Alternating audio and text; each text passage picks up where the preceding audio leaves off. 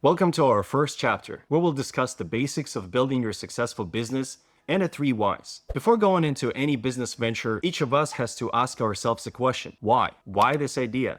Why me? Why now? Each of those whys is equally important because there will be time when things get hard and you will face their counter questions. Is this really worth it? Or should I keep doing this?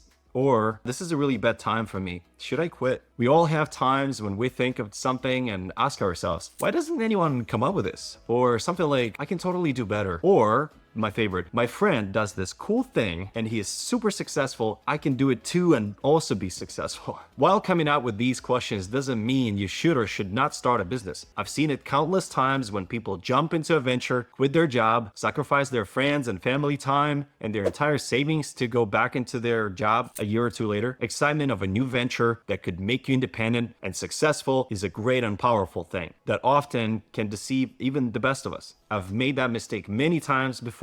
We always hope for the best and often overlook the important reality. Some very key details.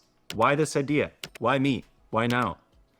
Building a successful business is one of the most exciting things and rewarding things. And let's make sure we do it right. And most of all, it should make money. Let's dig into each of those points deeper. Question number 1, why this idea? Or what is the thesis for the business? Is it already being done by someone in the present or past? If it hasn't been done before, perhaps there is no demand or market for it. And if it already exists, does it have a large competition or oversupply? Let's do the homework. You must research other businesses that exist in that field or physical area if it relies on local customers. It's possible that you haven't looked yet around or haven't done a good enough research. Every single idea or business exists in some shape or form. Some interesting data on ideas come from VC firms. Each of those, on average, look at about 100 ideas every day, and a lot of them get filtered right away because they mimic each other very closely. If you see an opening in a market, perhaps as a local retail business that's not being served well in a specific area, there is a need, or perhaps industry is also, that you are in, keeps growing and opening more demand for it, those are really good signs to look for. Jeff Bezos, founder of Amazon, noticed that internet was growing at an insane rate year after year and that people were slowly starting to shop online too, and he started selling books.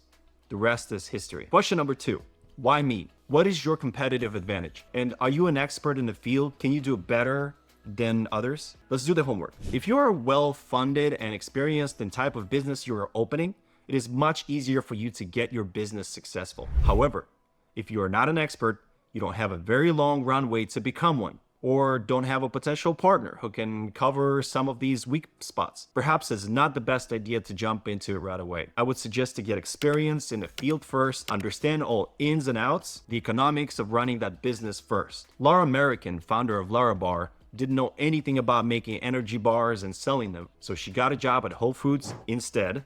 And while she was working there, she was observing what was selling the most.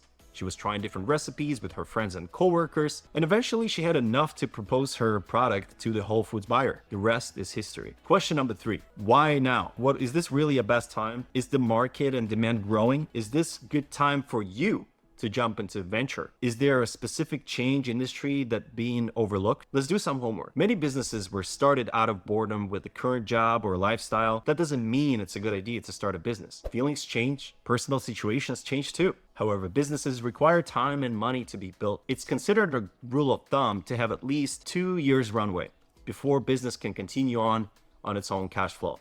Make sure you're in a very good financial situation to start something. Industries change too. You need to watch out for too good to be true proposals or opportunities. Perhaps there is a shop for sale that's really cheap or a space for rent that's extremely attractive to pass on. Successful businesses don't go for cheap. Perhaps there is an underlying reason why it's affordable. Don't assume it's a coincidence.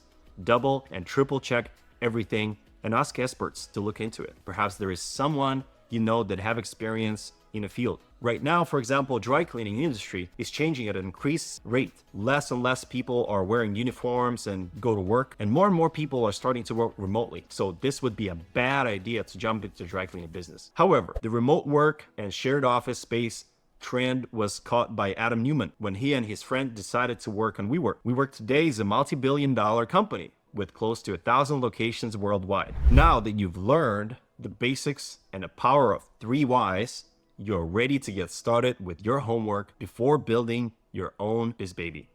Thank you.